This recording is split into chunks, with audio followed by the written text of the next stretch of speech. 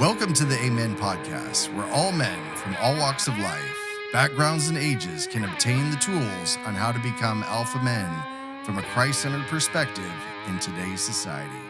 Here's your host, Jimmy Greer. Welcome back, everybody, to another. This is going to be a great episode.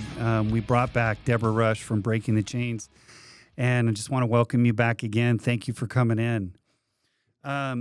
One of the things that really struck a chord in me last time that we were talking was just the awareness that I felt, how do I even express this? I felt like a knowledge, like an invalid in a sense that I was completely unaware to everything, inept to what was really going on. And since that interview that we had last time, like my radar has just been on, like left and right. The things that I would normally just kind of do my day in are not things that they're things that I pay attention to. They're things that I'm much more aware of. And so I thought about this and I said, you know what, we got to bring it back for some more. We got to bring back for some more clarity, some more in-depth questions. And especially, since the last time you were here, there's so much that's happened in our climate in the state and at the national level, right? And one of the first questions, Debra, that I wanted to ask you was, with recent policy changes at the U.S. border, have you seen or heard any decrease or impact to the sex trafficking industry? It was like one of the first things that I kind of wanted to touch on. Yeah, absolutely. No, I think that's a great question. First and foremost, thank you for having me back. I enjoy my time here. I think that's a valid question. I think I'm going to answer and then kind of go backwards. I think it's important for people to understand that this still is very new, right? This border enforcement has only been occurring for the past 6 months. Yeah. And so I believe the tidal wave that we are going to see and in an opposite effect, right, of less trafficking victims actually at our foreign national borders is something that we will probably see going into 2026, maybe even 2027 as numbers are collected. So, and I think it's really going to be even more impactful for our labor trafficking. So I think the easy answer is hands down by protecting our borders, by making sure that those who are operating within criminal organizations, if they do not have citizenships or a pathway to citizenship or returning back to their countries, is hands down going to make a significant impact. We just seen the cannabis farm bust, as chaotic as that was. But did you see how many juveniles were there? No, they didn't report that. They actually did. So there are news stories where they have the faces blurred out, and you can see the ICE agents standing behind juvenile foreign national victims who are there, and that's what they are, even if they don't realize that. Didn't they say they were from El Salvador as well? I don't remember. Mexico? I don't want to say yes. Yeah. I remember that. Yeah. But the fact of the matter is these were minors that are using to harvest our cannabis here, which is also a whole nother issue. Right.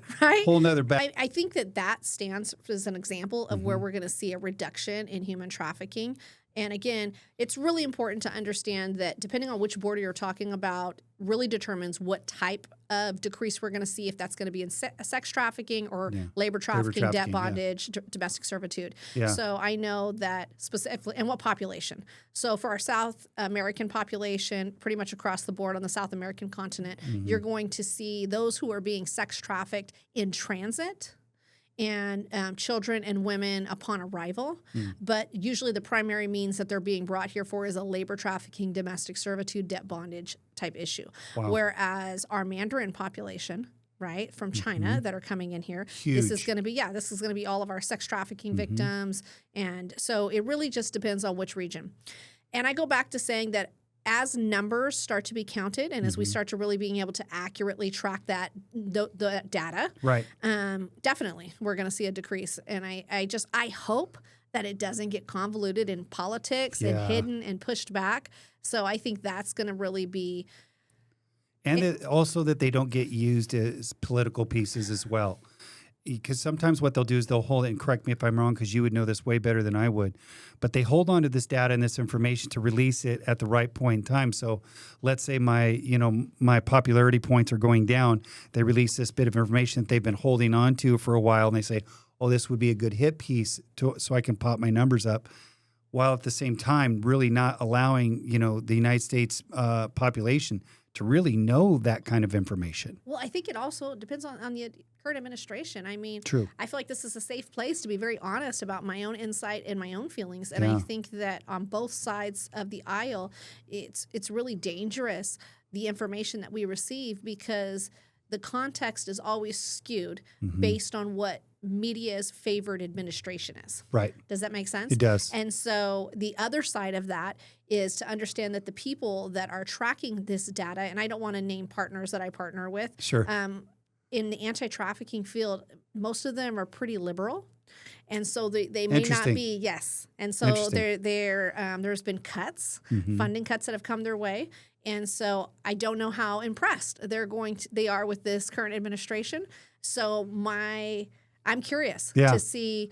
We can make numbers say whatever we want. We can, absolutely. We absolutely Yeah. can. And so how well advertised are those numbers going to be?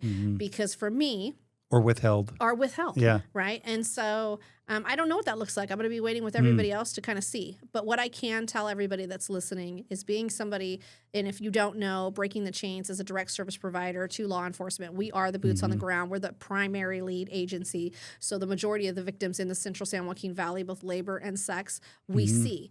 And I know that a majority of those who are specifically labor foreign national undocumented victims that are victims of trafficking. It's happening at the border. So if we've seen numbers decrease from 10,000 a month, I don't remember what the numbers are, so It was crazy. Yeah. don't Yeah. comment later Yeah. and be like, she doesn't even know what the numbers are. Yeah. But from thousands a month to hundreds, Right. I mean, That's it's a a win. no-brainer. That's It's a a win. win. It's Yeah, a it's a win. no-brainer. You're going to see a decrease. Right. I was thinking about that, and I was like, okay, because I remember when we started seeing, I think it was video clips of Texas. Was it? I'm not sure if it was Prairie, Texas, but it was one of the big ports of entry. It was not really a port; it was just a border crossing, and so you had foreign nationals from China coming in by the thousands on a daily basis. And what was really funny to me that I always saw was these guys had REI vests, had North Face backpacks. These people were well dressed. They didn't look like they traveled a really hard, trek. They looked like it was pretty okay. And every time guy named, I can't remember his last name, but his name's Ben. He's a local guy, and he does a lot of the news reporting. Like, he's on the ground. He doesn't work for any network. He does it all on his own. But he would ask the question. He would say, "Where are you from?" And they would say, "China." Like, it kept happening again. So I guess what I'm getting at is that you have all these people that are coming in from the labor aspect, and nobody's putting two and two together. Like, why all of a sudden this big push right before the election takes place? And I'm not trying to get, politically sideways, but why do you see this influx, so large push in 23, right? 24 of all these people here? It's because there is a demand, such as these pot farms, There's people that are going, at the end of the day, are going to solicit these people. Well, but and I abuse also them. think that people knew that our borders were open. And Yeah. anybody Yeah. with half a brain who's wanting to get in this country and says, well, this might not be the case in elections coming up, Right. right? Things can change. Things always change during an election. 100%. And again, only a speculation. Yeah. That could have been a reason for the influx that we've seen. But I think you brought up another point that's really important, is so many of the public thinks South America borders are it's South American people coming in, but we have Middle Eastern community terrorists, right? We have these type of things. And so I think it's just really important that we understand, and I'll just speak to it, like I said, from the context of what I do and my experience is that my expectation is that we will see a decrease, albeit the appropriate numbers are released, 26, 27, and That's hopefully when we'll through see our TIP real report. hard data. Yeah, there's a TIP report that people can look at, TIP okay. report, Trafficking in Persons report that is usually released every other year. Is that on federal?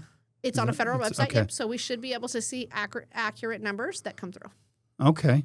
All right. That's a good point. So if you're out there and you're wanting to try and get that data and that information, that's where you want to go, because I want to give people tools to speak from an educated standpoint, not I heard from my buddy, I'm not heard from my friend at work, my family member, which if your family's plugged in, then that's great. Right. But if not, it's good to inform yourself so you're not speaking out of turn.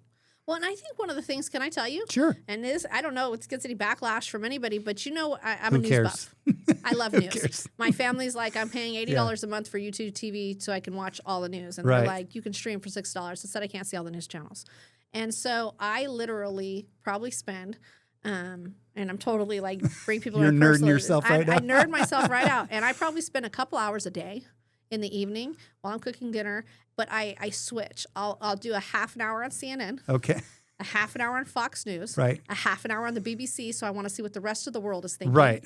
right, Right. and those are the and CNN I'll flex back between MSNBC Sure. or whatever, right, and of course ABC World News, but I watch all of those, and then I have my few little more conservative podcasts and stuff and others, but it's because I want to get an accurate picture because I honestly, if I'm really honest, Yeah. I think that it's turned into a place where everybody's so black and white on either side that in order to get a really full picture of what's happening, you have to kind of look outside. at, you have to go outside, you have to look at everything that's happening Yeah. and really begin to decipher your own opinions. And I think that if Americans would do that, if they would say, look, let me step off of my side of the fence for a minute, right? Let me look at the different things that are being talked about and then really try and use common sense to figure out. Okay, that's a big ask in some cases. That's a big ask, That's but a right, big to ask, use yeah. common sense to go, Yeah. okay, wait a minute. I think you're going to see some of the things, like I said, for me, it's a common sense aspect. I'm not going to get into, so I won't answer questions. I don't stand, I know, I mean, on, how I feel about how people are, returning to their countries or what's happening. That is not in my field of expertise. That's not your wheelhouse. That's not my wheelhouse. But I will tell you that when we decrease, when we tighten up our borders, when we begin to protect our borders, we begin to protect our communities. I like that because you have a very well-rounded scope. I don't know if have you ever checked out Epoch News before? Have you looked at that? I have. Okay. Yeah. I do like them because they do give an alternative perspective that I don't really feel is heavy on one side or the other. It's just a presentation of, hey, this is what we reported as facts. Take it or leave it. Right? What news used to be when you and I grew up, Right. whereas it wasn't about what side of the aisle you were on. It wasn't your political shift or lean was. It was all about, here's the information. This is what happened in our world today. Right? And that honesty of that reporting is just, it's vastly gone these days, I do want to ask you, so last year was it last year that you made a trip to the White House? I did. Okay. I want to hear about that. What was that like? What was that experience and what was the purpose for you being there? So last year I was actually invited back under the Biden administration. Okay. And I was invited back there in conjunction to me losing my daughter. And for those who don't know, my daughter was murdered by traffickers in Los Angeles in March of last year. And so I was invited back through the Victims of Crime Act, VAWA. There was an annual celebration that they have there. And then I was invited to personally meet with President Biden at that time. And so for me, this is again where I go bipartisan. I was very impressed. It was very genuine. There was nothing about politics that was involved. It was genuinely an extension from the White House to me to express their condolences to what had happened and my work within the anti-trafficking field. And so that was the focus. That was the focus. Yeah. There was nothing else that really came up. I think I spoke with Biden for all of 3 minutes. He shared about he had 2 tragic losses. And so I do say that, right? I'm a little bit more conservative. Most people know that. I'm a Republican. I'm not ashamed of that to tell people that. Yeah. And so, but I did. He shared about his daughter, his 2-year-old daughter he lost in a car accident, and then again losing his son to an overdose. And so just parent to parent. Just told me his heart was with me. And that was pretty much that. There was no any talk of any legislative changes or nothing. something. Yeah. I'm sure they did their research and knew I wasn't on that side of the aisle. But the fact that they still invited me in and did that really meant a lot. And for those who are wondering why me, is because when I had found out, I think I told you before, I was actually in Washington when I found out about my daughter's passing. I was actually in Washington, D.C. in March, and I was there addressing some of the congressional cabinet regarding the correlation between mental health, human trafficking, and homelessness here in the central San Joaquin Valley. Yeah. I was down there and partnered with our local Fresno mission and was talking about that. And so during that time, I actually spoke about my daughter and named her and said, that what we were struggling with and her having some pretty significant mental health issues, and then only recently finding out that she was potentially being exploited in Southern California.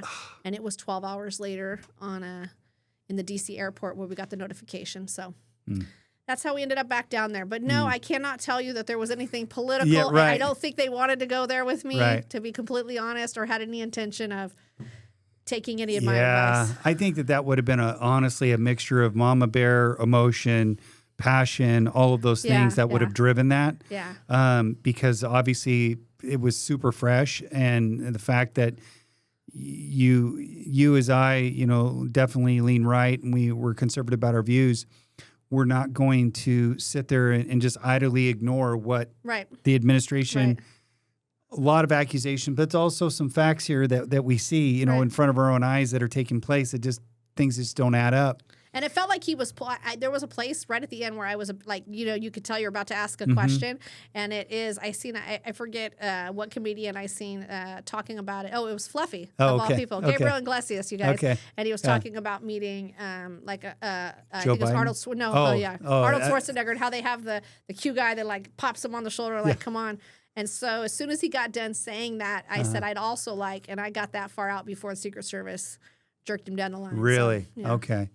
Now, who knows where that conversation would have went? It could have went anywhere, but I don't think it would have been favorable for him. No. Or B. I don't think he would have been. They would have moved him very quickly. I'm very passionate. Hey, we got something else we got to take care of. Let's keep it moving. Let's keep it moving. Yeah, well, that makes sense. Did you get to meet with any other officials in regards to sex trafficking, human trafficking at all? Yeah, I actually got to connect with Nova. Okay. And so they're actually very instrumental in enacting the Violence Against Women's Act. Okay. And so I ended up having dinner with their executive director, and we have an ongoing conversation and a partnership that got established out of that, just working on legislation. And I know you have some questions we'll talk about in a minute about some of the things that are hopefully going to be happening. And then, I'm hoping to get invited back. So if somebody wants to, I would love to go out with this current administration. I really, really would. Yeah, that would be nice. And really, hopefully be able to talk about some of the things that do need to be put in place. I think he does have the power and the authority to make some changes. He does. In full transparency, though, I just hope that they continue to put women first, right? Yes, and that 100%. we understand the brutality and the victimization that is occurring. Absolutely. And then that those who are helping stay funded, and we continue to make sure that we're not just arresting the traffickers, arresting the buyers, which I got great updates about that. But then we are providing we are providing. So that's the part where, like I said, I can dance a little bipartisan. I lean conservative, but I still think that we have to take care of the individuals who are being victimized and who are caught in the middle of all of this. Yeah, you have to make it happen, and there's just certain things that you've got to navigate. And I wouldn't want to wear your hat for a second, because that's a tough hat to wear. You have to navigate through people's egos, their emotions, their power seats in those arenas. And I don't think that people really kind of understand that element about you.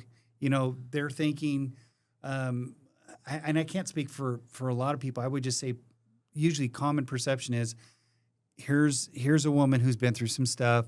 She's got and I'm not mocking this in any way, but in their perception is they got this little outreach thing that they do, and we're yada yada yada. But what they don't understand is the people that are behind you, and I'm not going to name drop those people, but when I say powerful people, they have the ability to make actual change and are fighting for that change. Yes, yeah, absolutely. We are. Yeah. There's exciting news about some of the things that are changing. Yeah. And I think that we also have to change the context and how we're approaching it. I'm going to totally get on a little tangent here. That's okay. But it's like the Epstein stuff when we talk about the current administration and Epstein. Yeah. Like, do you know how many people took pictures? I took pictures in my trafficking with John Goodman, Michael Douglas, Liv Taylor, and Matt Damon, right? So at some point, I was in photo shoots with these people, just quick, Right. you know.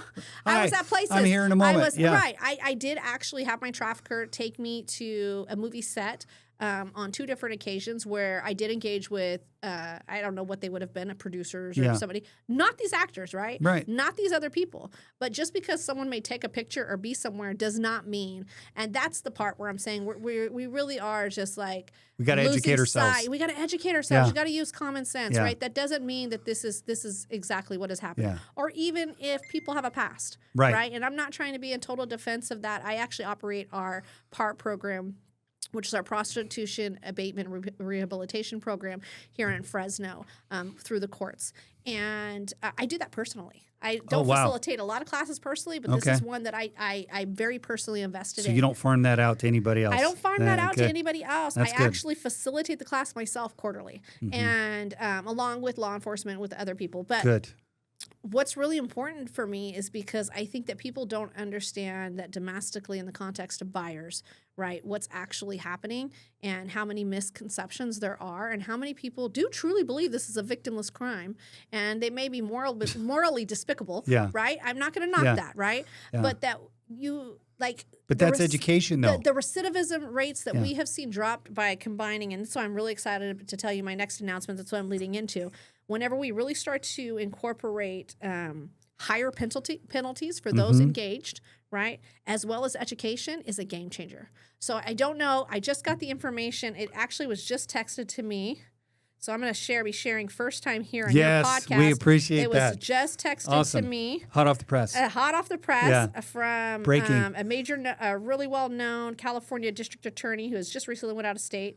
AB 379 just passed the full Senate floor, now onto the governor's desk. This was at 3:24 p.m. So AB 379 is absolutely, I'm just so excited about AB 379. It goes after the buyers. Okay, good. That's what I was going to say, because a lot of people don't know what the AB is. So, so it's Assembly Bill 379, goes after the buyers. And it's really important to understand that Prop 57, amongst with 2 years ago, we actually we took off loitering for the purpose of prostitution. We took this ability for law enforcement to be able to really engage and intervene with both those out there being prostituted and those trying to purchase sex for sale. And I mean, it has just allowed it to run rampant back in the streets again. We went from seeing a downtick to seeing this huge. You could drive down Parkway. You could drive down there like, oh my gosh, there's one, right? They're out there now in G-strings and stilettos just walking down the street uninhibited. Right? And so shout out to Fresno County and to our Mayor Dyer, who made sure that our municipality code stayed in place. So our Fresno PD tends to stay on top of that. But that is not the case in Los Angeles, throughout so many other counties. The big blue, Right. And so what this does is reinstate loitering for not just for the purpose of prostitution, but for purchasing. Loitering for the purchase of prostitution. Okay, good. So now they can stop these guys who are out there circling the block, right? Yeah. Now they're being forced back into these PAR programs like at Breaking the Chains. And then guess what? There's increased penalties now. And even more significant penalties if you're caught a second time. If we can address demand... Do you think they're severe? I think they could be more severe. But I think that we're on the right track. I think when you look at SB 14 that Senator Shannon Grove introduced, and SB 1414, right? She's been such a powerhouse, such huge advocate. Now Assembly Bill 379 through a Democratic bipartisan. She's been really loyal to us, Maggie Krell, right? As these things, she kind of leans in the middle sometimes. She really does. She really is about. I have a lot of respect for Maggie Krell. She really does definitely want to protect our children and hold those who are exploiting them accountable. Fantastic. And so we're starting to see that increase. I mean, they're flying through. They're getting signed. And with all the other things we've seen dumbed down in California, this is a huge win for us. Good. Praise God for that. Let me ask you this question. So there's this combative wall, and the combative wall is what we want to see happen in our legislature, in our state legislature, to really give some teeth to these bills that we're trying to pass. And so as wonderful as that AB bill that's coming across, as soon as you said governor's got to sign it, that's when I cringe. He will sign it. He will sign it. He will sign it. He signed SB 1414, and he actually, and again, this is in no defense, right? But it's just facts. Just facts. Like, I like to stick to the facts. Sure. he was instrumental in us getting SB 1414. Really? Yeah. Once his wife, Interesting. actually, I want to really Shout hats out. off to the first. And I guess we refer to her as the first partner.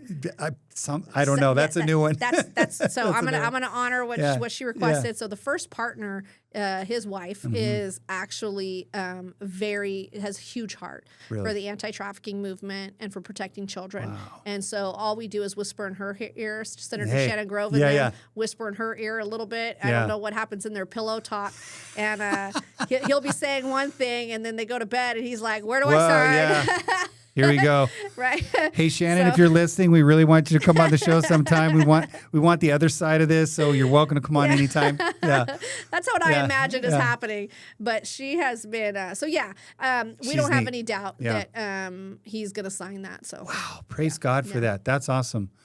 It really is. And I don't want to say awesome to everything because no, it really is. People don't understand the weight of that, you know, we're finally getting traction. We're finally getting movement in these areas that we want to see women, children protected. Yes. And we weren't seeing that for such a long period of not time. at all.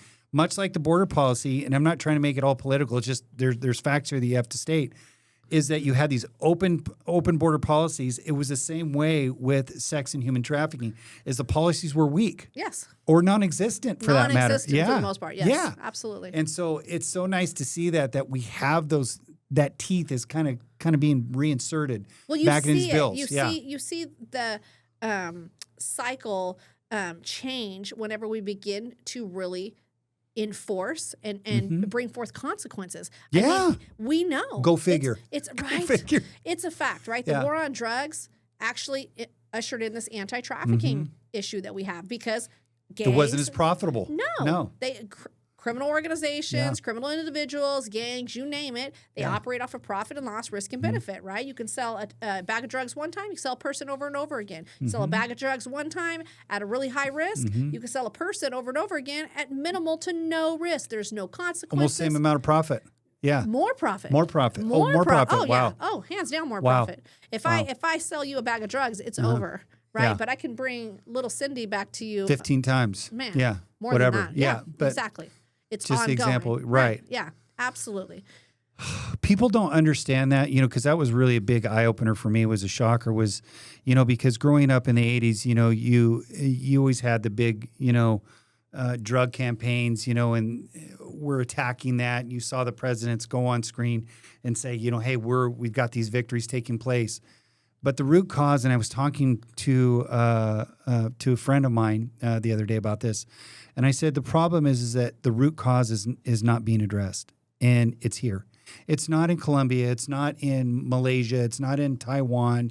It's not only these different foreign countries or the Philippines. It's here. The problem is that the men have to remove the call for it. They have to remove the need for it. Then you don't have the demand for it. American men are the 100%. number one consumer of people in the entire world. I think people need to hear that again. They do. American men are the number one consumer, the number one driving factor for human trafficking in every country that it exists. That's horrible. We have businessmen flying to Thailand, I've heard of that. going, into Sweden, into all these other places, into the red light district, investing. Tons of money. Yeah. So, we haven't even scratched the surface on that. So, No. definitely. We need some international laws, obviously some federal. Interpol stuff. Man, that needs to happen because, obviously people probably look at it like other countries need to develop their own systems to protect their children and their people. But it's happening. And again, the number one consumer of people is American men. So understanding that, when I think about all the different entities around the world, we're doing our part. And, and this is a comparison and argument, is that a lot of people will say that, global warming, we're the most restrictive in the world as far as like how we do our atmosphere, how we do climate change and all these different policies, right? But when you break down the numbers and you show the impact globally, it doesn't even scratch the surface. Because all the other countries are not held. If you're not held to that same standard, it doesn't do any difference. Yeah. So in regards or respects to sex and human trafficking, until you get those other countries really on board with that, you've only addressed one part of the problem. Right. Right? Right. So how do we at that federal level, if you can even speak to that, How do we get that in their lens, in their scope, if you will? So, in a perfect world, what I would love to see on a federal level, and again, and in beyond, is that we really begin to start better tracking the purpose. Okay, we do a lot. And again, What do you mean by purpose of that? Like the need or the purpose of people in traveling, Okay. right? And really starting, but the I problem see is what even you're with saying. that, Yeah. right? Is we have people leaving here to travel to other countries, and you hit the nail on the head. If the other countries are not engaged or they are okay with this, like they are in Thailand and China, where this is not seen as an issue by any stretch of the imagination. This is a woman's purpose in life or a young girl's purpose in life. You're not going to get it's a part of their tourism. It's part of it. That's right. Yeah. It's encouraged. Which is disgusting. Yeah, it's very disgusting. Yeah. So I think that's where the church has a lot of work in their hands. I had just mentioned to a local church leader, we'd love to see some. That's why you heard me say to that local church leader that popped in, hey, when are we going to do some red light district missions, right? That's important, right? We need to get the word out. We need to start. And so my hat's off to, and I fully support a lot of these global anti-trafficking organizations that are really trying to make an impact and really spread awareness in some of these other places. I'll share this quick story, but and then I want you to get into some of the things that are taking place that you were going to lead into as far as like what the bills are that have happened. One of the things when I was basically preparing myself for ministry was we had to go into the Tenderloin district in San Francisco. And this is mid-90s, early mid-90s, somewhere around there. And there was about 15 to 20 kids that were Silicon Valley kids, and they were well-to-do families, had never been exposed or never even seen anything like remotely to this level, right? There was open-ended drug deals. There was open-ended drug abuse. There was open-ended sex. It was completely exposed. And people have no idea until they really see it, and it's something that's tangible. And that's a large part of why I wanted to bring you back, was because you have to bring that tangible part so people, it's a taste, see, smell kind of thing. It's not just something I hear in an article. It's not something I hear on a YouTube or a TikTok or something like that even makes TikTok. Probably not, but you get the point of what I'm trying to say. Right. It's not just about, when people say awareness, honestly, Deborah, it offends me. Like, awareness is so abused as a commonality of a word, an expression. Oh, we need to make everybody's making somebody aware about something, right? You're talking about human lives being changed forevermore, being grown up in that, groomed into that. Right. And I don't think people really understand grooming that. other people and then continuing these generational cycles. Yes, absolutely. Yes, and you can speak to that.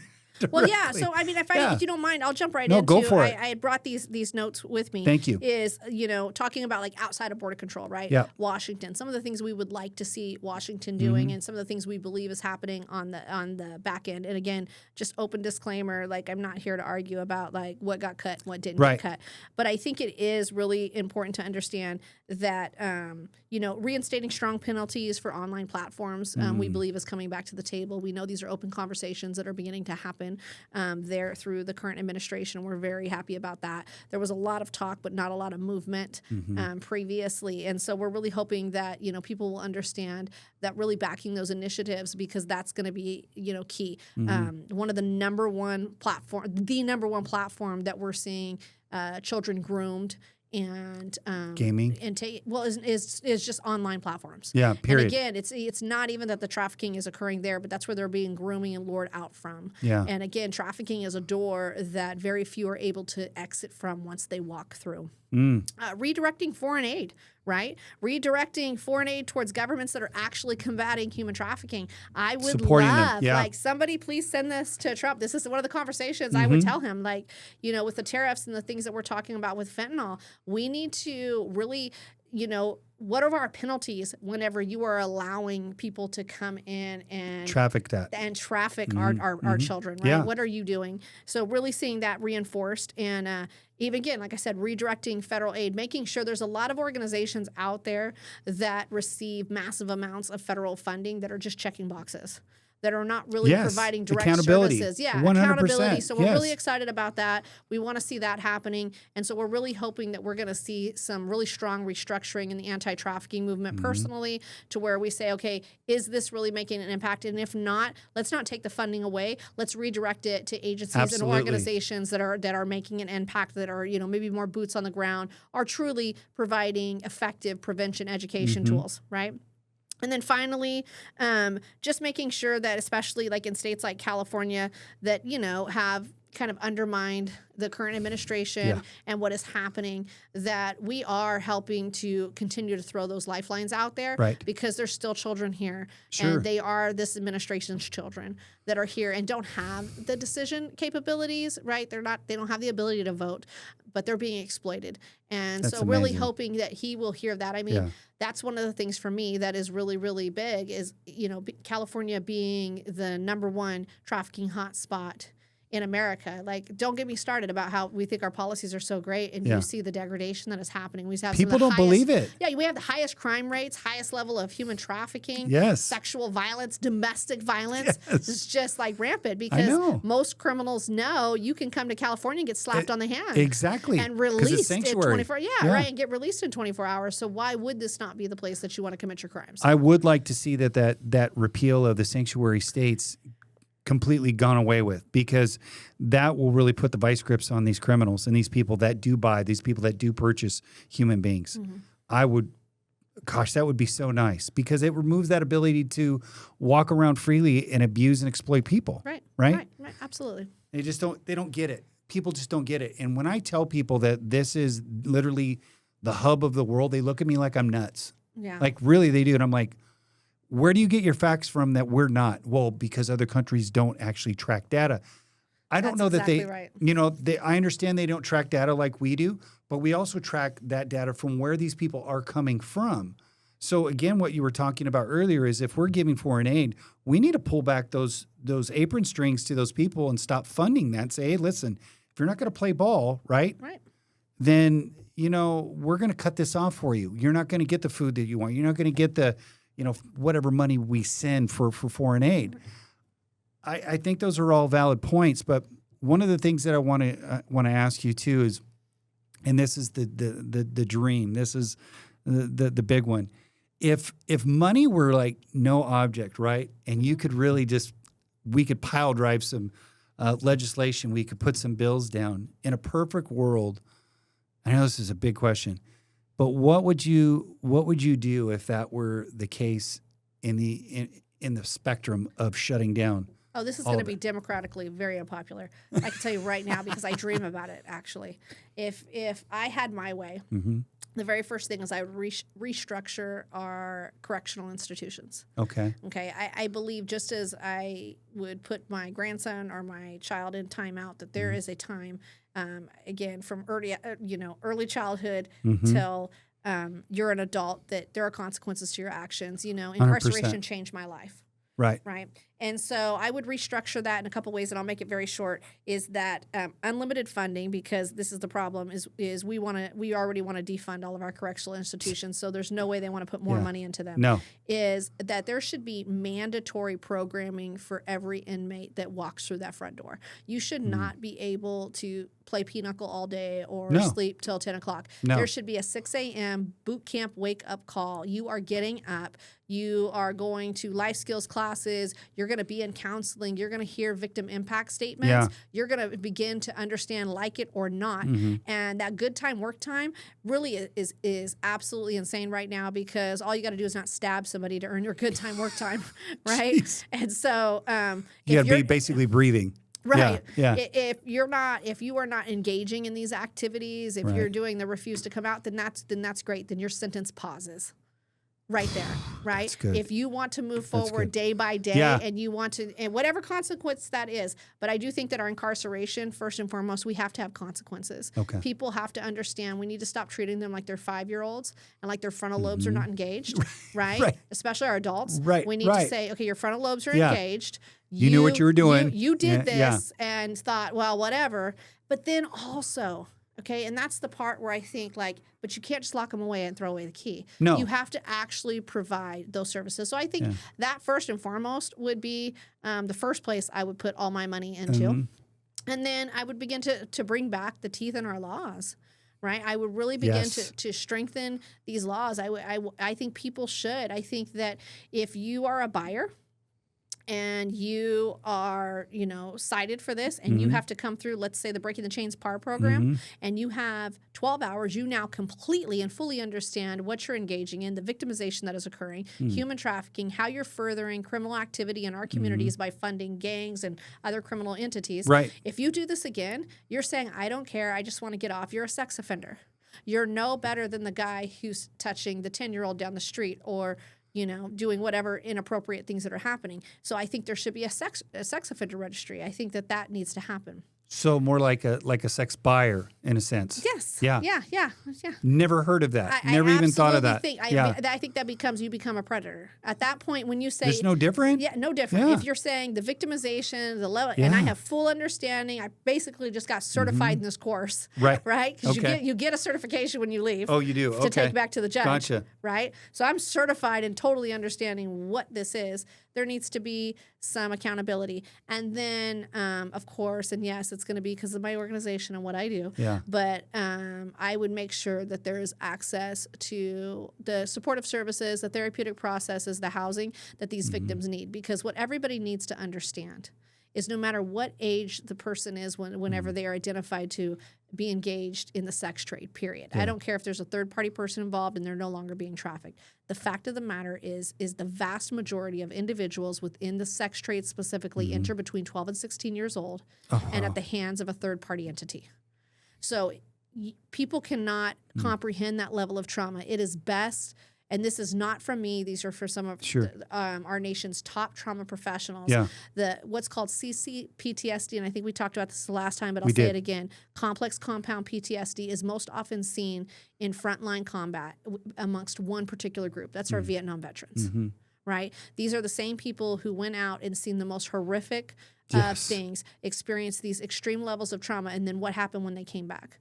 They were met with shame. Oh, they 100%. were met with, and that is so similar to what we're seeing. And so being able to provide those critical care services that these individuals need and the support that they need is hands down essential to them being able to reclaim their lives, reclaim their identity, and really understand that there is something better for them in life. I think that, adding that Jesus factor in there as well, because absolutely. I mean, that goes without saying, but having that as a part of their program, it doesn't matter. We all know that that's an individual choice if you want to allow God in or not, right? But to be in front of that, I would make it mandatory. You have to sit in front of messages. You have to sit in front of people who are pouring into you. Rather you reject it or accept it, that's totally up to you, right? But at least have that opportunity, because if you turned around 3 or 4 of those people and their mindsets and how they really process the value of human life, it would be worth it all, right? In my opinion, absolutely. Right? No, I can totally see that. I totally see that. We're on a recon mission, and we need to rescue people, because I have said as a pastor's wife, and I know my husband says this, and it's true. Yeah. If you're rescuing them and you're not rescuing them to the cross, what have you really rescued them from? Correct. Right. You've only delayed the inevitable. Yeah. But I appreciate being able to be here with you today. No, me too. It has been wonderful. I always learn every time you come over. I'm just like, this is phenomenal. This is awesome, because now I can go with more facts, more information, and when I say making people aware, really instilling useful knowledge to people so that they can be aware around their families, around their environments, their communities, and no longer be those people that are just uneducated. Right. Right. So thank you again. I appreciate you so much. Anytime. Thanks for coming over. You guys, you know what you need to do. Whatever platforms that you stream on, you can download this podcast. We also, and I've been mentioning this pretty frequent, and we're going to get to a hit point for you to promote. Is we want to make sure that you guys get the downloads, and with Prime, you can go on Amazon Music and can find our podcast there, and anywhere where you stream again. And if you could, Deborah, real quick, tell people a point of contact that they can come and get involved.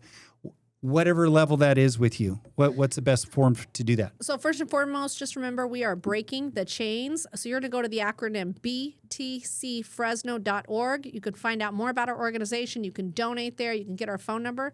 You can reach out to us directly, 559-492-1566.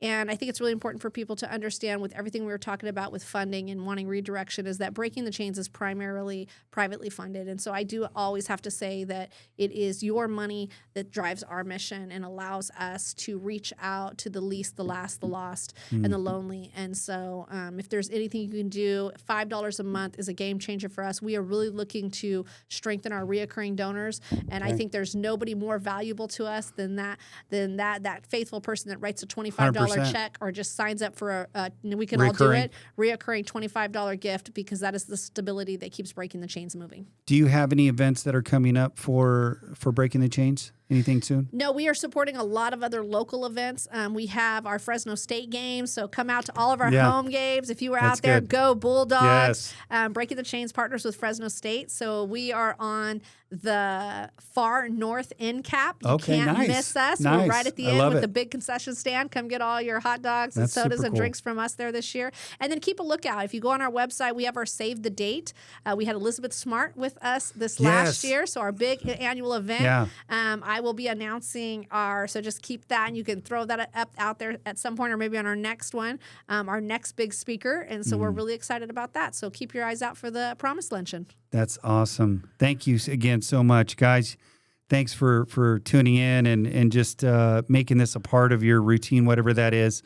Amen podcast. And as I always say, make yourself a hard target to kill, because the enemy is always out there looking at every aspect of your life, your family, your business, everything in your purpose to take you out. We'll see you next time. Hey, Alpha Men, if you're enjoying the show, check your comms and look us up at amenpodcast.cc, where you can find all of your favorite shows and new releases. Stay Alpha.